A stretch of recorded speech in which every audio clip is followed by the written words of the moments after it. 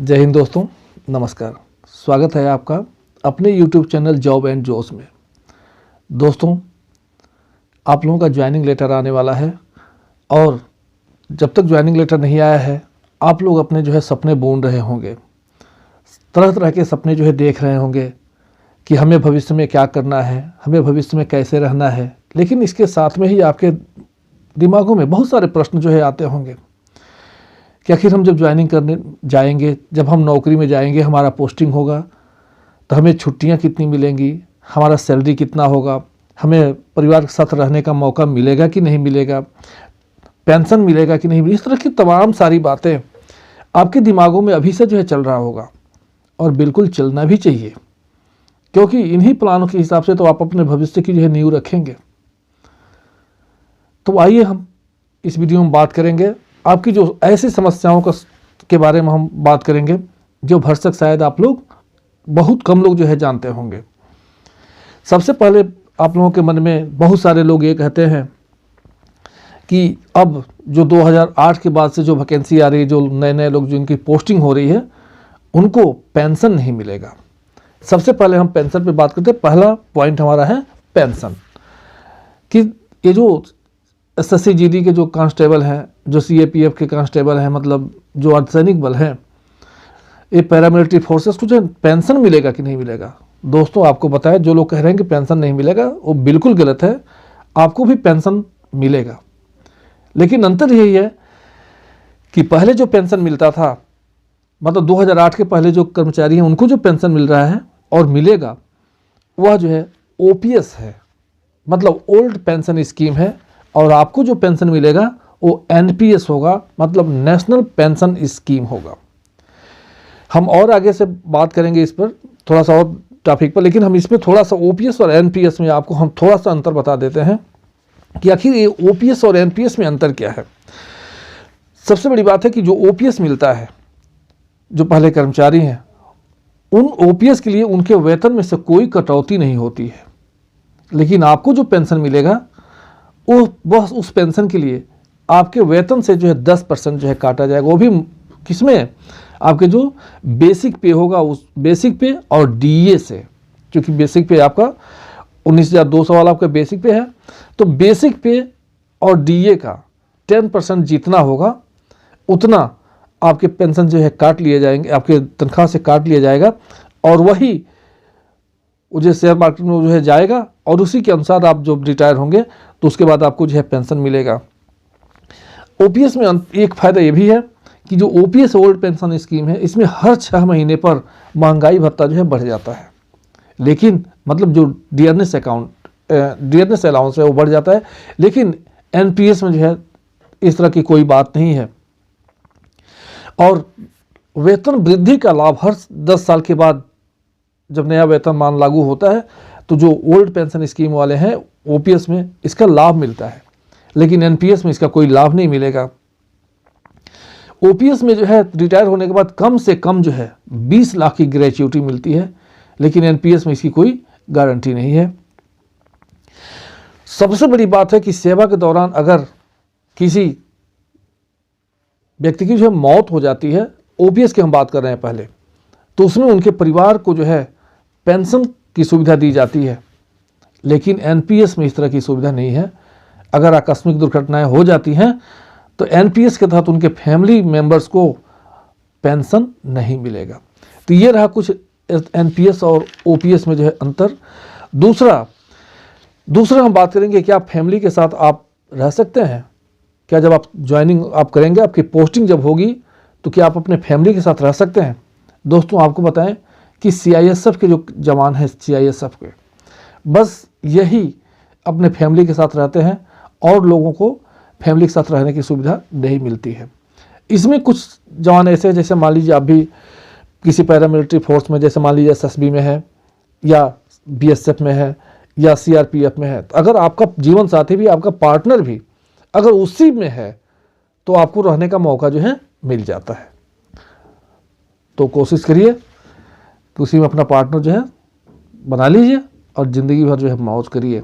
मैं भी इसके पक्ष में हूँ, क्योंकि जीवन को रंगीन बनाना है, तो अगर संभव हो सके तो ऐसा अपने जीवन साथी को, अपने जो है साथ के जो है किसी को अपने जीवन साथी बना लीजिए, ज़िंदगी भर जो है ऐश करते रहिए। तो फैमिली के साथ जो है केवल CISF के जो जवान होते हैं उनको जो है मौका मिलता है, वो लोग जो है रहते हैं। तीसरे नंबर पे हम बात करेंगे कि क्या छुट्टियां कितनी मिलेंगी। आपको बता दें कि केवल CISF को, जो CISF के जो जवान होते हैं उनको जो है केवल 45 दिन की छुट्टी मिलती है। बाकी सारे जो जवान होते हैं, जितने भी पैरामिलिट्री के फोर्सेस हैं, सबको जो है 75 दिन की लीव मिलती है, छुट्टियां मिलती है। अंतर यही है कि जो CISF के जो जवान होते हैं उनको 13 महीने की सैलरी मिलती है, क्योंकि जो 30 दिन की उनको जो है जो छुट्टी नहीं मिलती है, वो 30 दिन का उनको जो है एक महीने का एक्स्ट्रा जो है सैलरी उनको दे दी जाती है।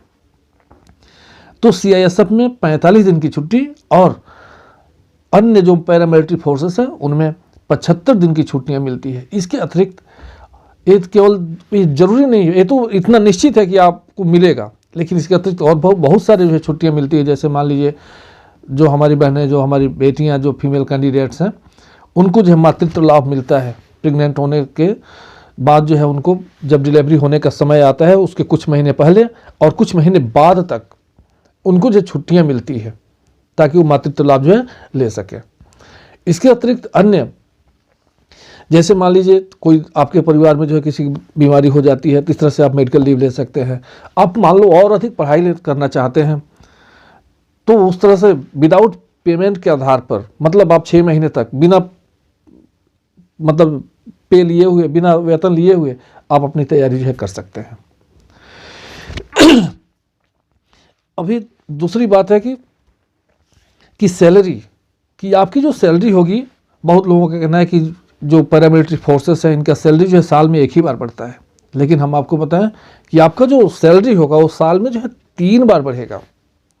2 बार तो आपका जो है महंगाई भत्ता बढ़ता है और 1 बार जुलाई में जो है आपका इंक्रीमेंट होता है। तो साल में जो है 3 बार आपके जो है सैलरी इंक्रीमेंट होता, सैलरी जो है बढ़ता है।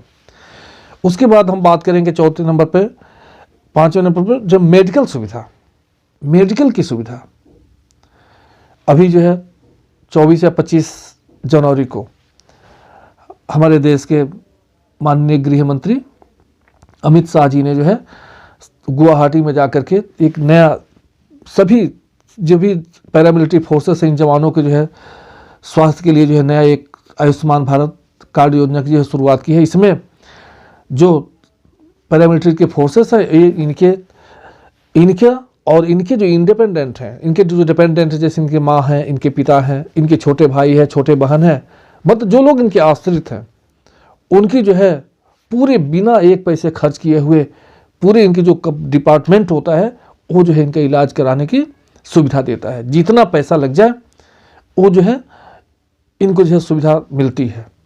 तो ये बहुत बड़ी बात है दोस्तों, क्योंकि आप लोगों में बहुत सारे ऐसे लोग हैं जिनकी फैमिली बैकग्राउंड जो है बहुत अच्छी नहीं होगी, और इस तरह से अगर मान लीजिए कोई भयंकर बीमारी, भगवान न करे ऐसा हो, लेकिन अगर हो जाता है किसी कारणवश, तो वो सारे खर्च जो होता है वो गवर्नमेंट जो है उठाती है, मतलब उसका जो डिपार्टमेंट होता है वो वहन करता है। यहाँ तक कि एम्स तक भी जा करके आप इलाज करवा सकते हैं, और वह जो है सारे खर्च आपको जो है वो डॉक्यूमेंट लगाने पड़ते हैं, जो उसकी जो स्लिप होती है, जो बिल आता है वो बिल आप लगाएंगे और सारे पैसे जो है गवर्नमेंट आपको दे देती है। तो मेडिकल की सुविधा बहुत अच्छी है। उसके बाद हम बात करेंगे एजुकेशन की।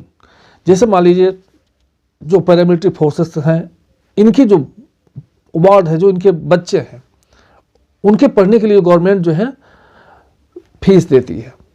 अगर वो डेली बोर्डिंग डेली जाकर के पढ़ता है तो 54,000 55,000 लगभग 60,000 के आसपास इनको मिलता है, और वही अगर एक हॉस्टल में रहता है तो 1,20,000 के आसपास इनको जो है इनके बच्चों को पढ़ाने के लिए साल में जो है गवर्नमेंट जो है फीस जो है वहन करती है। इसके अतिरिक्त बहुत सारे पैरामिलिट्री फोर्सेस के इनके पालियों को, उनके वार्ड को, इनके बच्चों को रिजर्वेशन भी दिया जाता है। जैसे अगर हम बात करें एम्स में 32 सीटें जो है पैरामिलिट्री फोर्सेस के बच्चों को, अगर आप बच्चे होनहार हैं, पढ़ने में अच्छे हैं, तो उनको रिजर्वेशन दिया जाता है। उस सीट पर 32 की सीट जो है एम्स में पैरामिलिट्री फोर्सेस के रिजर्वेशन के तौर पर रखा गया था, और उसमें इन्हीं के बच्चों को जो एडमिशन होता है। तो ये बहुत बड़ी सुविधा है कि अगर आपके बच्चे पढ़ने में अच्छे हैं तो वहाँ पे जो है इनके दाखिला हो सकता है।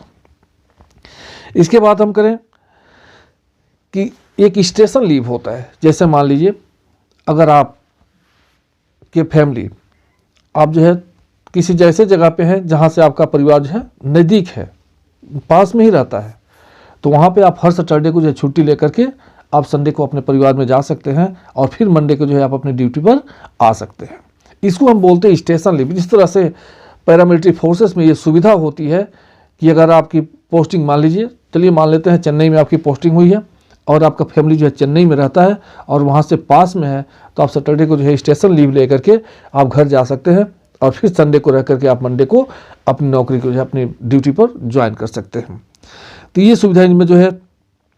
दूसरी बात होती है, आपको सभी लोग कमांडो नाम सुनते ही सबके दिल में एक नई उमंग जग जाता है कि हम भी जो है कमांडो बन जाते।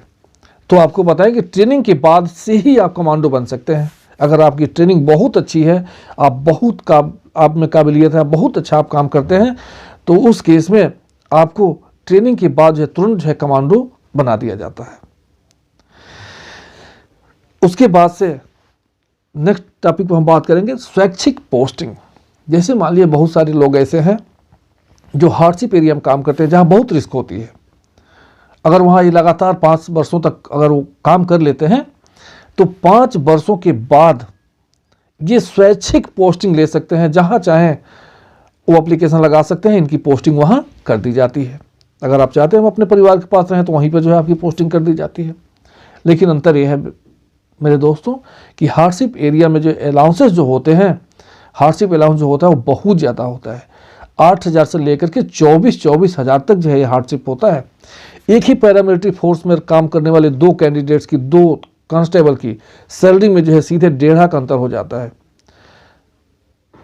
तो ये हार्डशिप जो है स्वैच्छिक पोस्टिंग जो है आप करवा सकते हैं। नेक्स्ट हम बात करेंगे प्रमोशन की।